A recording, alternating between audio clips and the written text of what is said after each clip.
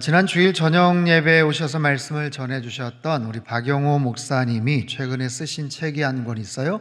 우리가 몰랐던 1세기 교회라는 책인데, 그 책의 서문에 나오는 한 대목 이야기를 소개하려고 합니다. 한국의 한 고등학생이 미국 대학 진학에 합격을 했어요. 그런데 장학금이 나오지를 않았습니다. 미국의 대학교마다 장학금 제도가 참 잘 되어 있고, 또 물가나 여러 가지 학비들이 좀 비싸기 때문에 장학금을 받지 않으면 굉장히 좀 어렵거든요. 근데 비슷한 조건의 학생들 다 죄다 장학금을 받은 것 같은데 자기만 못 받은 것 같아서 굉장히 속상하고 이유가 궁금했습니다. 그런데 학교에서 장학금 선정이 안 된 이유를 이렇게 말했다고 합니다. 우리 학교는 가정 형편이 어려운 학생들을 우선적으로 장학금을 선정합니다. 그런데 학생 주소를 보니 캐슬에 살고 있기 때문에 우리 학교는 줄 수가 없습니다. 무슨 말인지 아시겠죠? 이 학생은 땡땡 캐슬이라는 아파트에 살고 있었어요. 한국에서는 그저 평범한 아파트 이름인데 그 학교에서 생각해 볼 때 유럽에 있는 거대한 저택이나 큰 성을 생각했던 거예요. 야, 그렇게 큰 부자라면 뭐 굳이 장학금 줄 필요가 없다라고 생각을 했겠죠. 이름만 캐슬인데 그렇죠? 제가 서울 이촌동에 살던 아파트 이름이 왕궁 아파트였습니다. 정말 이름만 왕궁이었고 그 동네에선 가장 오래된 아파트여서 겨울이면 참 특이한 일들이 벌어지는데, 동네 한강 고수부지에서 추위를 견디지 못하던 쥐들이 그 낡은 배기관을 타고 저희 집 천장에서 운동회를 벌이던 그런 아파트였어요. 70년대, 80년대 얘기가 아니고, 우리가 사는 집은 이름만 캐슬이고 또 이름만 왕궁일 수가 있어요. 겉은 그럴듯한데 속이 별로일 수 있고, 이름은 그럴듯한데 내용은 텅 빌 수가 있죠. 집만 그렇겠습니까? 우리 가정의 모습도 그럴 수가 있어요. 겉은 대단히 멀쩡해 보이는 가정이고 가족들인데 이미 가정 안에 사랑이 식어버리거나 감정의 골이 아주 깊은 그런 가정일 수도 있죠. 우리가 사는 집을 하우스라고 하고 또 가정을 홈이라고 하죠.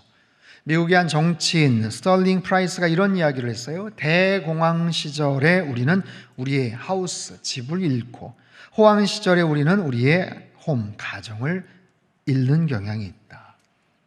힘들고 어려운 그런 상황 속에서 우리의 집을 잃기도 하지만, 뭔가가 잘 되고 호황 시절에는, 가정이 살만할 때는 우리 집이 아니라 가정을 잃어버리거나 깨어지는 경우가 있더라라는 거예요. 참으로 힘든 코로나 2년 차를 보내면서 우린 집과 가정에 여러 가지 모양의 타격을 받기도 합니다. 여러분의 가정은 어떻습니까? 환경 문제가 아주 심각해진 요즘, 이 코로나 문제와 맞물려서 우리 사회 가정의 모습이 아주 심각하게 흔들리고 있어요. 여러분, 가정의 탄생은 결혼과 출산을 전제로 하고 있죠. 그게 없으면 어떻게 가정이 이루어지고 계속해서 형성이 되겠습니까? 지난 2020년, 작년이죠. 가족 실태 조사를 보면 20대 청년들 절반 이상이 독신 또는 무자녀를 생각하고 있다는 통계가 나왔어요. 20대뿐만이겠습니까? 30대 젊은이들도 아마 비슷하지 않을까 싶은데 결혼 싫다는 거예요. 절반 이상. 결혼해도 아이는 낳지 않겠다라는 겁니다. 여러 가지 이유가 있겠죠. 하지만 소득이 불안정하고 가정 안에서 그다지 행복해 보이지를 않기 때문이다라는 생각이에요. 출산율은요 1.1명, 2년 연속 세계 198개국 중에 꼴찌를 차지했습니다. OECD 국가 중에서는 부동의 1위고요. 198개 나라 중에서 2년 연속 지금 1위를 차지했다는 거예요. 최근에 이혼율이 다시 늘었고, 특별히 60세 이상 여성의 황혼 이혼 건수가 10년 사이에 3배 이상으로 급증했다고 합니다. 가정 안에서 자녀들에 대한 아동 학대는요, 보건복지부 자료에 의하면 지난해만 3만 905건을 발생을 했어요. 아동 학대로 인해서 사망한 어린이들만 43명이라고 합니다.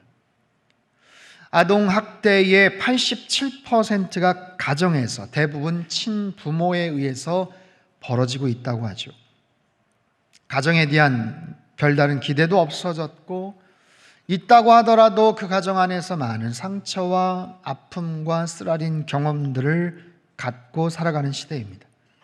그러다 보니 가정하면 부정적인 생각, 회의적인 그런 마음, 생각들이 팽배해 있게 되었어요. 가족들과 함께 살아가는 것이 점점 더 참 힘들고 복잡한 일이 되어지고 있습니다. 아무리 신앙이 좋고 믿음이 좋은 가정이라고 하더라도 갈등이 생기고 문제가 발생합니다. 부부간에도 사소한 일로 갈등이 생기고, 자녀를 두신 부모님들, 또 어린 손주들을 데리고 계신 어르신들, 아이들과 소통하는 것이 참 쉽지가 않아요. 그렇죠?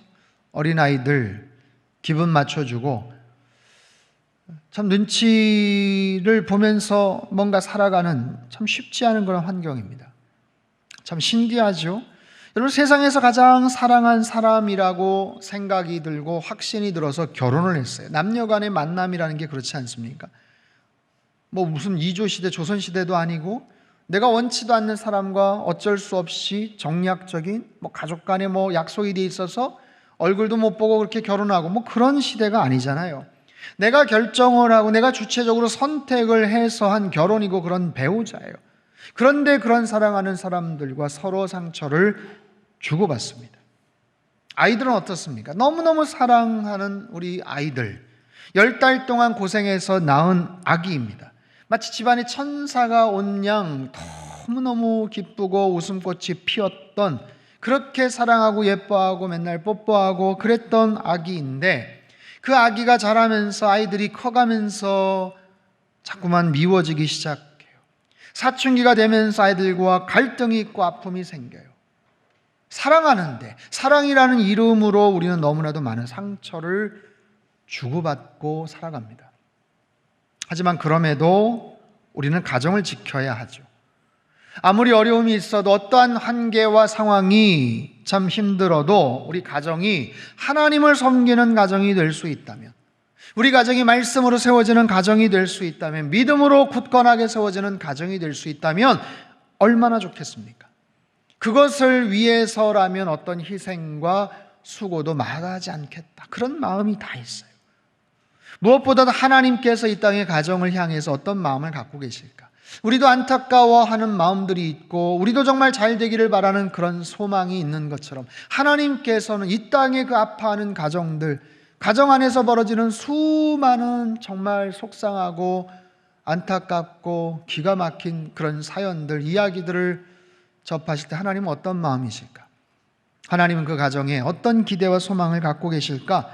오늘 에베소서 말씀을 통해서 한번 살펴보죠. 먼저 자녀들에게 하시는 말씀이에요. 1절 말씀 같이 읽죠. 시작. 자녀들아, 주 안에서 너희 부모에게 순종하라. 옳으니라. 부모에게 순종하라. 자녀들아, 부모에게 순종하라. 이것이 옳다. 그것이 옳은 일이다. 바른 일이다. 마땅히 그래야 된다라는 거예요. 여러분, 우리는 순종에 대한 약간의 거부감, 부정적인 느낌을 갖고 있어요. 이 단어의 뜻은 굴종이나 복종의 개념이 아니에요. 자발적이고도 자연스러운 그런 순종임에도 우리는 약간의 거부감을 갖고 있습니다. 그럼에도 자녀들은 부모에게 순종해야 된다. 여러분, 순종이라는 것은 내가 이해하느냐 마느냐, 내가 마음이 내키느냐 아니냐와 상관이 없어요. 순종하라.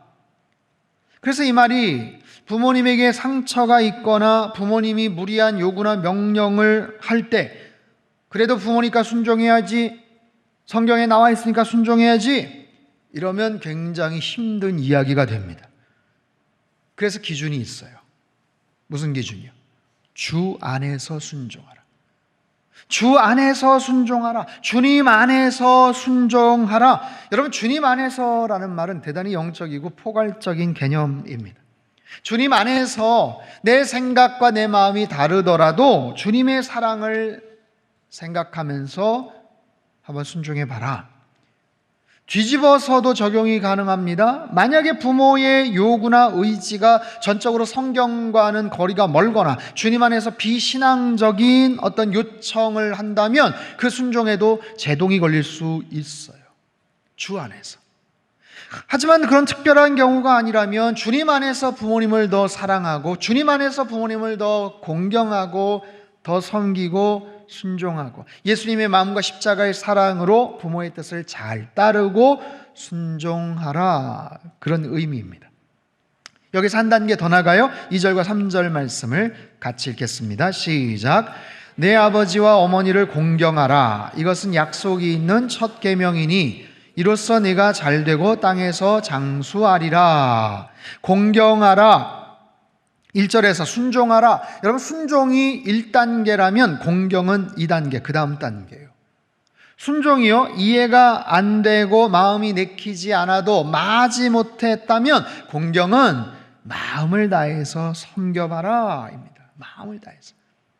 여러분, 모든 가정마다 자연스럽게 부모님의 말씀에 순종하고 부모님을 공경하고 존경하는 그런 가정이 된다면 얼마나 좋겠습니까? 무슨 문제가 있겠어요?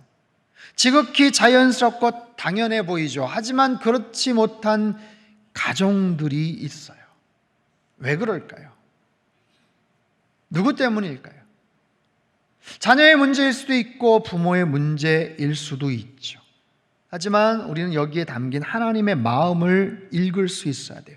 하나님은 어떤 마음을 갖고 계시나, 1절, 2절, 3절을 통해서 어떤 마음을 갖고 계시나, 자녀들에게는 약간의 거부감을 가질 수도 있고 부모들에게는 봐라 뭐라고 말씀하시는지, 거 봐라 하나님 그러시잖아 하면서도 약간 조금 좀 그런 마음이 있을 상황에서 왜 하나님께서 이런 말씀을 하실까? 그 마음을 알아야 돼요. 여러분, 하나님은요, 모든 부모들이 자녀들에게 존경을 받기를 원하세요. 자녀들에게 공경을 받기를 원하세요. 모든 자녀들이 부모님을 순종하고 공경하기를 원하셔요. 그래서 이 말씀을 하시는 거예요. 너희들 그렇게 해라. 그러면 내가 상을 줄게 라는 거예요. 자녀들이 공경을 해요. 공경을 받는 건 부모들이에요. 부모님인데 상은 누가 주셔요? 하나님이 주시겠다는 거예요. 너희들 잘한다 잘한다. 야, 그렇게 해야지. 야, 그러는 거야. 대신 내가 상 줄게. 약속하세요. 약속이 있는 첫 계명이다. 여러분, 굉장히 중요한 말씀이에요. 하나님의 약속이 있다. 여러분, 이것은 10계명의 말씀을 의미하거든요. 10계명 가운데 1계명에서 4계명은 하나님과의 관계 이야기예요. 5계명부터 10계명은 이웃과의 관계, 사람과의 수평적인 관계에서의 이야기입니다. 그 중에 5계명, 제일 첫 번째 계명이 뭐냐면 부모를 공경하라요. 너의 부모를 공경하라. 그리하면 하나님 여호와가 네게 준 땅에서 네 생명이 길리라. 이처럼 약속이 담겨져 있는 계명, 첫 번째 계명, 처음 계명, 이것은 매우 중요한 계명이다라는 뜻이에요. 가장 해야 될 그런 계명이다. 어떠하든지 부모님들이 자녀들에게 공경을 받으면서 살기를 하나님은 대단히 원하신다라는 거예요. 여기서 질문, 여러분, 하나님은 자녀들보다 부모님을 더 사랑하시나요? 엉뚱한 질문이긴 합니다. 왜 부모님들에게 그렇게 막 초점을 맞춰서 하나님 말씀하실까요? 여러분 보세요. 자녀에게 공경을 받는 부모가 좋을까요? 아니면 그 공경을 통해서 잘되고 장수할 수 있는 하나님의 선물을 받는 자녀들이 더 좋을까요? 이해가 되시죠? 질문이? 누가 더 좋을까요? 여러분, 사실 둘 다 좋은 거예요. 부모님은 자녀에게 공경을 받으니 좋고 그 결과로 하나님 앞에 자녀들이 잘되고 장수하니까 자녀들도 좋고, 그 모습을 보시는 부모님들은 더 흡족하고 더 행복하고, 여러분, 모든 세상의 부모님들이 자녀가 잘되고 건강하게 오래 사는 것, 여러분, 그걸 마다할 부모들이 어디 있겠어요? 그러니 결국에는 부모도 잘되고 자녀도 잘되는 거예요. 핵심은 부모와 자녀와의 관계가 행복하기를 원하시는 거예요. 가정 안의 회복에, 사랑의 회복이 되고 질서가 잡히고 권위가 잘 세워지기를 원하신다는 거예요. 여러분, 가정을 세우신 분은 하나님이세요. 가정을 처음 시작해 하신 분이 하나님이십니다. 하나님이 만드셨어요. 만드시고 생각하시고 의도가 있으셨기 때문에 그만큼 애정이 있으신 거예요. 특별한 사랑을 갖고 계셔요. 그리고 이 땅의 가정이 행복해지기를 원하세요. 부모의 생각이 때로 옳지 않을 수 있지만 그럼에도 주님 안에서 너희들 순종해야지. 부모 공경이 때로 하기 싫을 수 있지만 너희들 그렇게 한다면 내가 이 땅에서 잘 되고 장수할 수 있도록 내가 축복해 주면 되잖아. 내가 약속할게, 보장할게. 여러분, 잘 되고 장수한다라는 것은 이 두 가지는요, 겹쳐져야, 합쳐져야 완벽한 복이 됩니다. 어느 한쪽만 있어도 불완전한 거예요. 잘 되는데, 번성하는데, 한참 잘 나가는데 오래 살지를 못한다면 얼마나 안타깝겠어요. 오래는 사는데 계속해서 어려움이 있다면 얼마나 그것도 힘들겠어요. 이 두 가지가 같이 겸비가 되는 거예요. 잘 되면서도 오래오래 사는 것, 여러분 최고의 축복이죠. 사랑하는 성도 여러분, 하나님께서는 우리 가정이 정말 잘 되기를 원하세요. 부모와 자녀와의 관계가 정말 행복해지기를 원하세요. 부모님은 우리들에게 육체적인 생명을 주셨어요. 감사해야죠. 하나님께서 우리 영적인 생명을 주셨듯이 부모님들을 통해서 우리들은 이 땅에 태어났어요. 그래서 하나님께서는 부모님을 향한 자녀들의 순종을 귀하게 여기세요. 자녀들의 공경하는 모습을 귀하게 여기세요. 그래서 잘 되고 장수할 것이다 라는 축복을 하나님께서 약속해 주세요. 보장해 주세요. 그 모습으로 인해서 부모나 자녀나 모든 가정이 더욱더 행복한 가정이 다 되시기를 주님의 이름으로 축복합니다. 두 번째는요, 부모들에게 하시는 말씀이에요.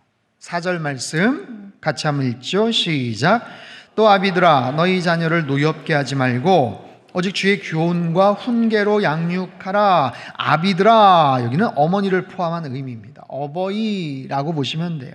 너희 자녀를 노엽게 하지 말라. 노엽게 하지 말라. 공동번역은 상처를 입히지 말라라는 거예요. 아이들에게 상처를 입히지 말라. 아이들이 어리다고, 부모라고 함부로 대하지 마라. 상처를 입히지 말라. 아이들을 학대하거나 인격적으로 무시하는 비난이나 책망이나 낙담케 하는 모든 것들을 지칭하는 그런 단어입니다. 이 자리에 계신 여러분, 예배를 드리시는 분들, 영상으로 예배를 드리시는 모든 분들, 누군가의 부모이기도 하고 누군가의 자녀이기도 하겠죠. 여러분 각자의 상황은 다 다르겠지만 제가 한번 질문을 드려볼게요. 여러분 혹시 지금까지 부모님에게 받은 상처가 많았습니까? 상처가 있었습니까?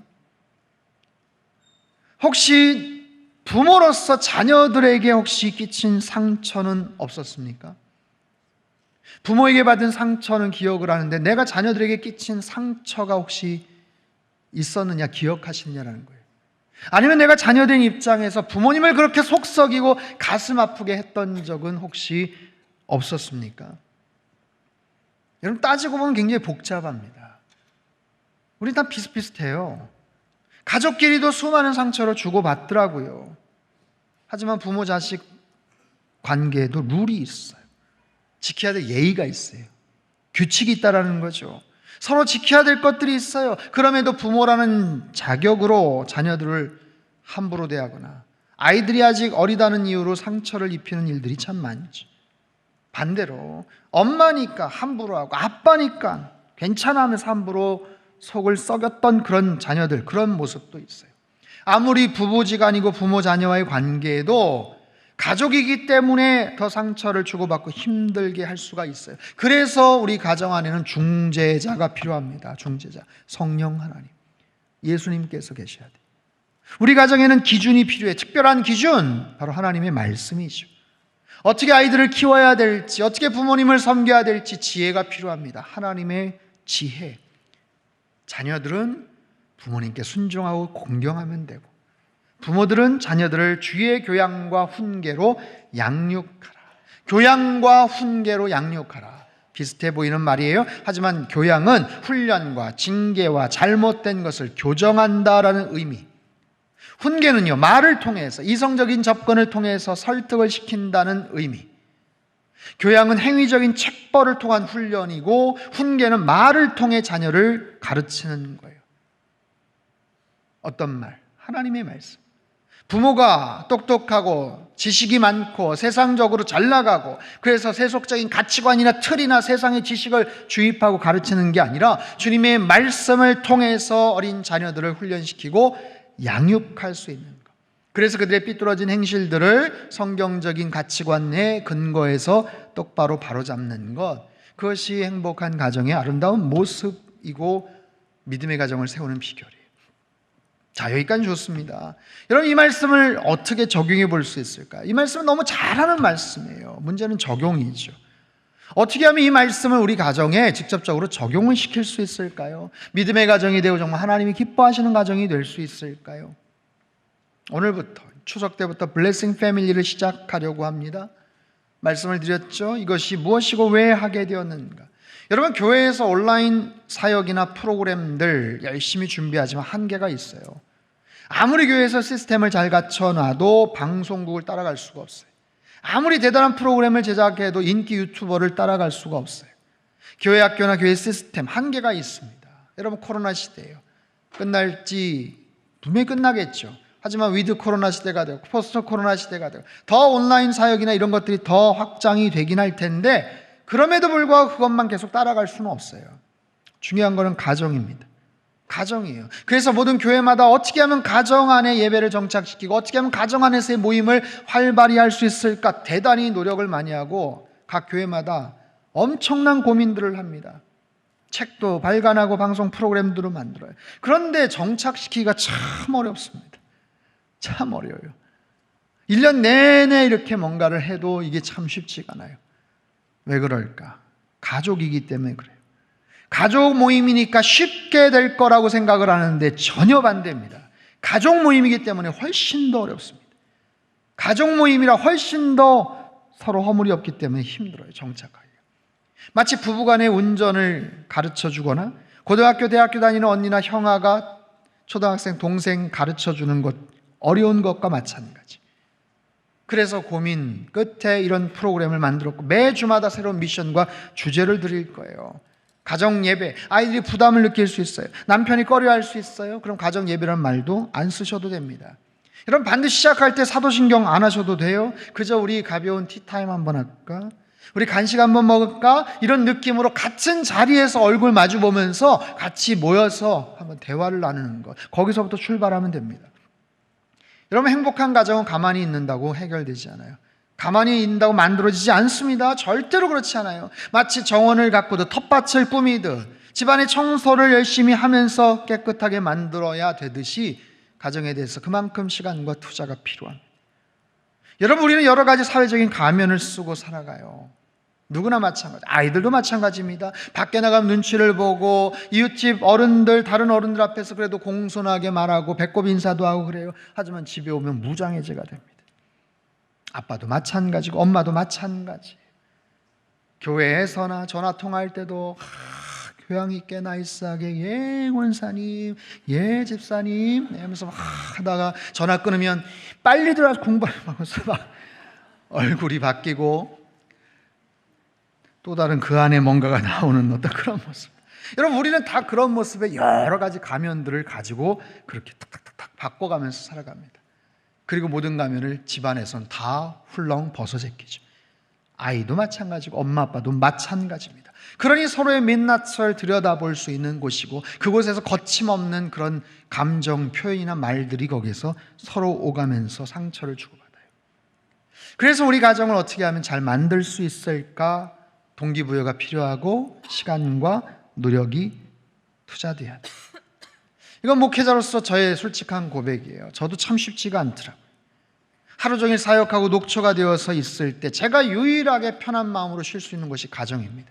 가족들 앞이에요. 그 속에서는 목사로서가 아니라 아버지로서, 남편으로서 있는데 다시 말씀을 전하고 예배를 인도하는 것이 생각보다 쉽지가 않아요. 그래서 이렇게라도 제가 다짐을 합니다. 이런 프로그램을 통해서라도 저부터라도 우리 가정으로부터라도 블레싱 패밀리 예배드리는 가정, 믿음의 가정, 하나님의 지혜를 배우는 가정이 되도록 열심히 노력을 하겠습니다. 여러분, 지난주에 많은 분들이 참여하시겠다고 신청을 하셨어요.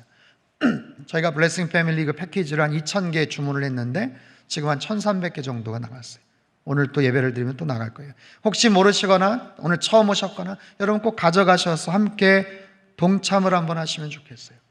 이것이 얼마나 중요한 것인지 무엇보다도 뜻을 같이 할 수 있는 분이 있으면 돼요. 부부면 부부가 같이 얘기해도 좋고요. 자녀들 가운데 조금 더 성숙하고 이야기가 잘 통하는 자녀가 있으면 같이 협조를 좀 구하십시오. 왜냐하면 내가 게을러질 수도 있고 내가 타성에 빠질 수도 있거든요. 그럴 때마다 우리 시간을 정해서 어떻게든지 한번 이 부분들을 같이 한번 하자. 여러분 1년 365일 다 하기가 어렵습니다. 나중에 습관이 되고 훈련이 되면 자연스럽게 하겠지만 처음부터 1년 내내 하기가 어려워요. 그래서 8주만이라도 적어도 일주일에 한 번 아니면 2번 모여서 같이 그런 분위기들을 만들어가는 거예요. 추석 연휴입니다. 그럼 시간이 어느 때보다도 좀 넉넉하고 많은 시간이에요. 여러분 그 넉넉하고 여유가 있는 시간 속에 한 20분 투자하지 못하겠습니까? 한 20분, 30분. 이번 추석이 정말 기회예요. 이 틀을 잡아가는 굉장히 기회입니다. 여러분 무의미하게 TV 그냥 틀어놓고 가만히 그냥 따분한 시간 보내지 마시고 가족들끼리 오늘 주보에 있는 설명대로 오늘 말씀을 나누고 가운도 정하시고 성경 필사도 하시고 함께 찍은 멋진 사진도 카카오 채널에 올리세요. 40분 추첨해서 치킨 쏩니다. 네. 여러분 처음엔 되게 쑥스럽고 어색할 수 있어요. 야 우리 모여봐 성경책 애들 아빠 왜 그래? 갑자기 뭐 이럴 수도 있어요. 하지만 한번 도전해 보십시오. 그리고 얘기하세요. 얘들아 우리 가정이 어땠으면 좋겠니? 아빠가 엄마가 어땠으면 좋겠니? 너희들 어떤 모습으로 이 가정이 그렇게 잘 꾸며지기를 원하니? 여러분 특별히 어린 자녀들이 있는 그런 가정들 우리 어린 아이들에게 줄 수 있는 최고의 선물은요 좋은 추억입니다. 따뜻한 기억이에요.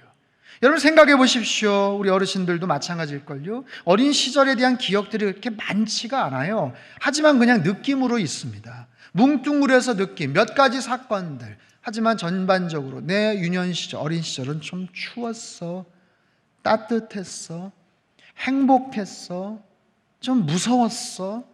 여러분 그런 모습으로 뭉뚱그려서 그 시절들이 기억에 남는 거거든요. 집에만 들어가면 좀 불안했어. 아니면 참 따뜻한 햇살 비치는 따뜻한 그런 모습들. 여러분 탤런트 김혜자 씨는요 손자들을 안을 때마다 손자들을 만날 때마다 항상 같은 향수를 뿌린다고 해요. 항상 뿌려서 어린 꼬맹이들 안아준다는 거예요. 왜냐하면 어린 시절 할머니 냄새 어린 시절 할머니한테 안기면 항상 그런 냄새가 났어. 너무 기분 좋은 냄새 좋은 그런 냄새가 났어. 그렇게 기억에 남게 할 수 있도록 그런 노력을 하신다는 얘기를 들었어요. 여러분 어린 자녀들에게 좋은 추억을 만들어주는 것 좋은 기억을 남겨주는 것은 부모로서 할 수 있는 최고의 선물이죠.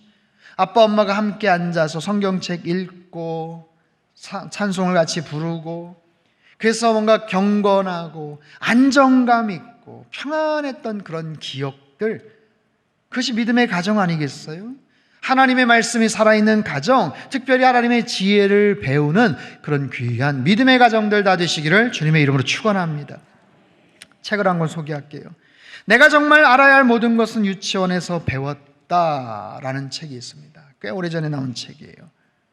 제목이 특이하죠. 내가 정말 알아야 될 모든 것은 유치원에서 배웠다. 저자는 말합니다. 지혜란 대학원이라는 박사과정이란 최고봉에 있는 게 아니라 유치원의 소꿉놀이 장난감 속에 있었다. 내가 유치원 속에서 유치원을 다니면 배운 것들은 이런 거다. 이렇게 말합니다. 모든 것을 나눠 써라. 공평하게 놀아라. 다른 사람 때리지 마라. 물건 네가 처음 찾았던 곳에 도로 갖다 놔라. 네가 어지럽혔던 곳은 네가 치워야지. 네 것이 아닌 물건에 손을 대지 말아라. 남에게 상처를 줬다면 미안하다고 이야기해라. 먹기 전에 손을 씻어라. 화장실에서는 변기를 내려라. 균형 잡힌 삶을 살아라. 뭔가 배우고 뭔가 생각하고 그림을 그리고 노래를 부르고 춤을 추고 놀고 일하는 것을 매일매일 조금씩 해라. 즐겁게 배려하면서 그렇게 살아라.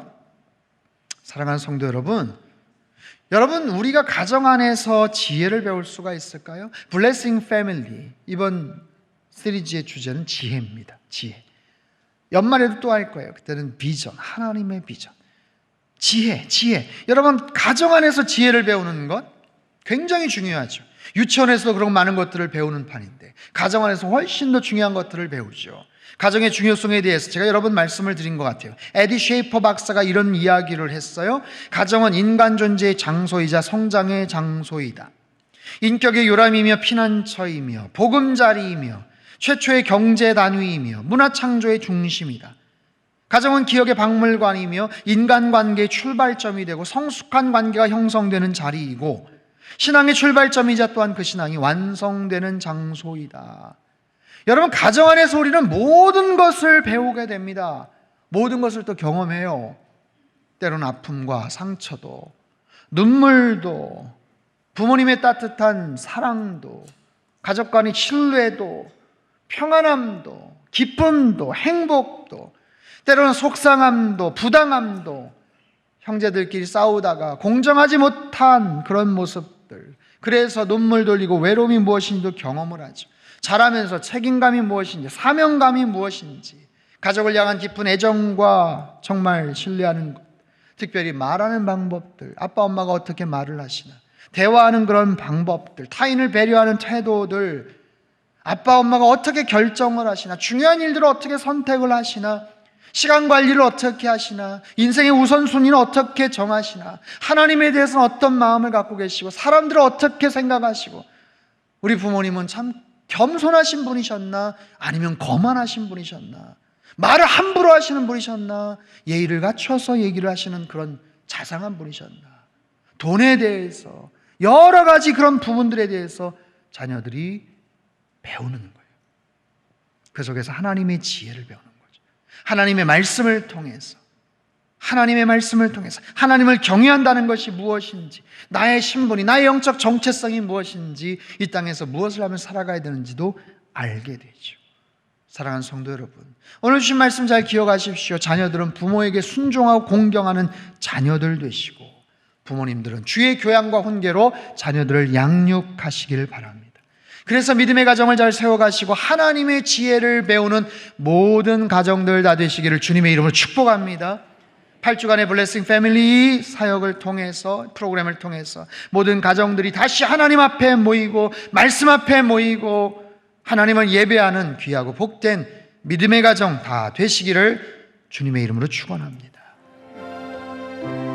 하나님 아버지, 이 땅에 많은 가정들이 참 많은 아픔을, 눈물을 흘리고 있습니다.